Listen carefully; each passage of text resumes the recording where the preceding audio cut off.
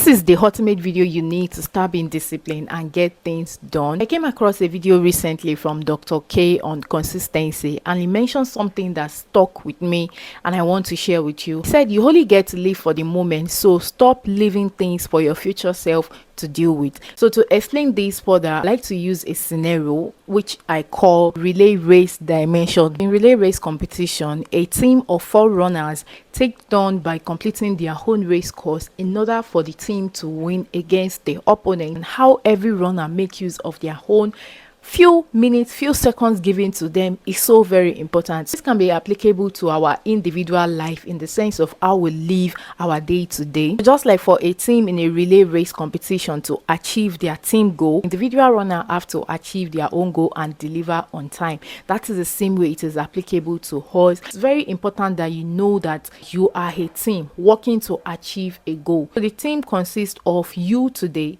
you tomorrow, and you yesterday, and whatever your today self work with and live, that is where your tomorrow self is going to pick it from. So in a relay race, the more the first person or the second person or the third person or the last person delay his own responsibility, the more difficult it is for them to win the race or to achieve their goal. When you delay the action you were supposed to take yesterday and the action you're supposed to take today, the harder is going to be for you to achieve your goal, because you can only live for today. You don't know what will happen tomorrow.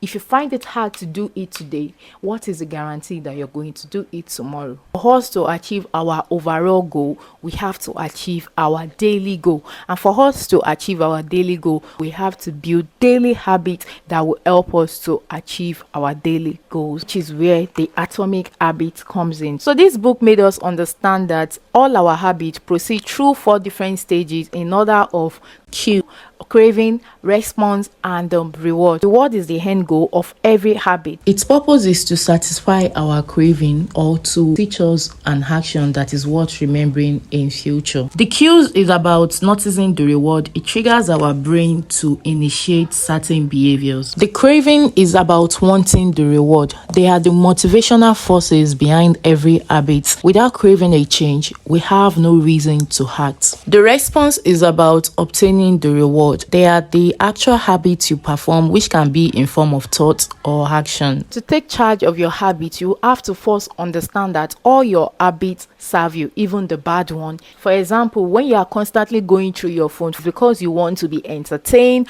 or you want to know what's going on the internet, you want to know what's the update, you want to know what's going on in people's life, so this is a kind of reward. So you are being entertained, which is why you need to ask yourself if your habits are voting for or against your dream self. Are your daily habits voting for your growth, for the kind of life you want? When I pick up my phone and I go online, is this serving me? How is this serving me? Really, is this helping me move forward or move closer to my goal, to my desired self, to my desired identity? Is this helping me to achieve my aspiration? Which is why I want you to make list of every habit you do in a day, right from when you wake up. I want you to write them down. It's very, very important that you write them down, because that way you are able to really see what you do, because a lot of things has been programmed into us from childhood. You know, these are things that we've been so used to doing every day that we do them unconsciously. We are just so used to them. This is the reason why I really need you to write this down, and then you're going to rate them. Which of these habits is good and which of these habits is bad?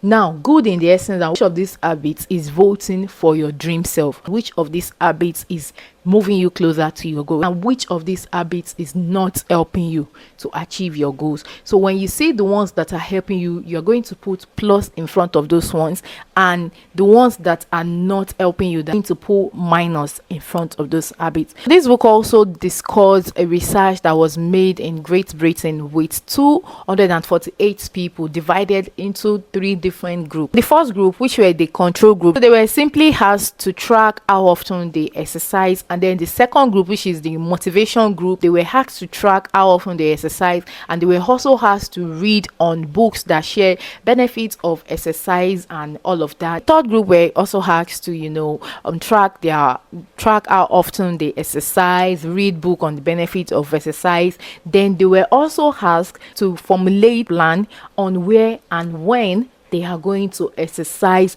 during the week. Interestingly, about 35 to 38% of group 1 and group 2 exercise for at least once a week, while 91% of the third group, the group 3, exercise for at least once a week. So this proved that the motivation that was given to group 2, about them reading the benefits of exercising, make no difference from the group 1. I was just asked me to track how often they exercise. This is to tell you that motivation without a plan about how, when and where you are to take a actionable step to achieve your goal will lead you nowhere. You want to change your life, but it's just that you're always lazy, and when you say you're going to do something, you don't do it. It's because you don't have a plan. This is the problem that a lot of people are battling with. They keep looking for motivation here and there, but what they lack is plan. What they lack is clarity. What they lack is actually actionable, realistic step to achieve their goals. I'm going to read a page in this book for us to understand this better. So many people try to change their habits without these basic details figured out. We tell ourselves, I'm going to eat healthier, or I'm going to write more, but we never say when and where this habit is going to happen. We leave it up to chance and hope we will just remember to do it or feel motivated at the right time.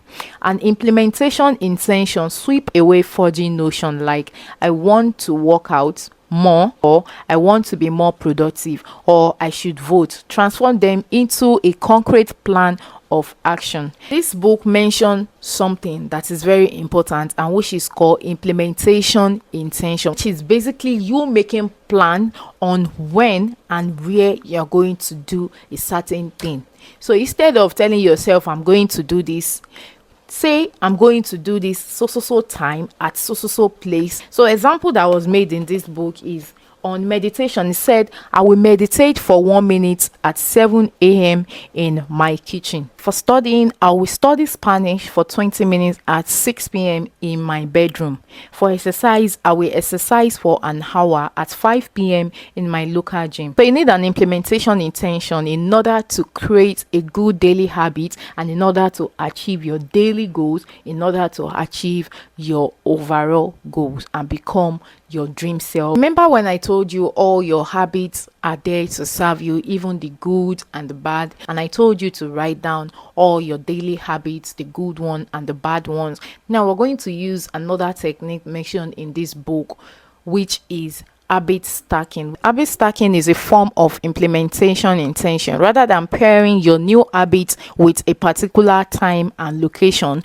you pair it with a current habit. This method, which was created by B.G. Forge as part of his Tiny Habit program, used to design an obvious clue for nearly any habit. The habit stacking formula is after current habits, I will new habits. For example, meditation. After I pour my cup of coffee each morning, I will meditate for 1 minute.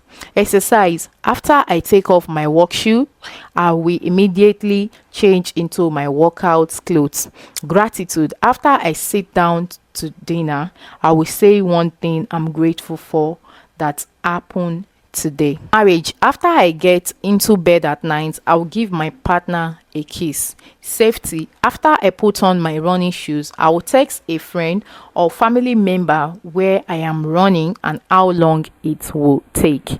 To summarize everything I've said so far, it's important that we treat every day as if it's the last, because we only get to live in the moment and make things easier for our future self, instead of messing things up and leaving our tasks for our future self to deal with. Do what you have to do today. So also talk about the importance of reward, which is the importance of you having a genuine goal, a goal that you really want, not something that somebody wants for you, not something that you see on social media, because deep down your mind will always know that is not what you want, and your unconscious mind will sabotage your action, because our unconscious mind control more than our conscious mind can even try to. So it's so important that we know deep down what we really want, not second guessing, not doubting, self-doubting and all of that. You need to get rid of all that thing, so that your mind, your body, your soul aligns with that purpose, that this is what we want, and then you can easily take action. And when we talk about action, I also mentioned why it is important that we make use of implementation, intention. Sometimes why we get lazy, procrastinate on achieving some of our goals or doing whatever we have to do is because we think it's too big. Like, okay, where do we even start? We ask this question of where do I start? This is why you need to break things down and make a plan. Lastly, we had the habit stacking, which we simply say this is you mixing an old habit, something that you normally do, that is so common. You're going to mix it up with the new habit we want to acquire. So like, okay, if I want to read early in the morning, I can give myself, okay, I'm going to go online, go to social media from 5 p.m. to 6 p.m. and immediately after that I'm going to read. Now, you also, one thing is that you want to also make sure these are things that align with each other, because for this example that I just made, that okay, after social media I'm going to read, this is not really visible because it's not realistic, because let's say I've been distracted, entertained on social media, it will be very hard for me to concentrate on reading and assimilate what I'm reading at that moment, because probably I'm still reliving those entertainments I had on social media. So you could go with something like, okay, after I browse on my phone from 5 p.m. to 6 p.m., I'm going to do the dishes, I'm going to clean my room, I'm going to wash my clothes. You see, that's how it can work. Then probably like the reading, I can say, okay, after I take my early morning water, I'm going to read at so time in so place. Let me know in the comment section if you guys really like me to go into this book a lot more, because there's still a lot of things to talk about in this book. This is just like the quarter of the page that I've discussed in this video. There's still a lot of things to learn, so let me know in the comment section if this is something you would like me to share with you guys. All right, so let me know in the comment section if you find this video helpful. I'll see you all in the next video. Let's stay happy.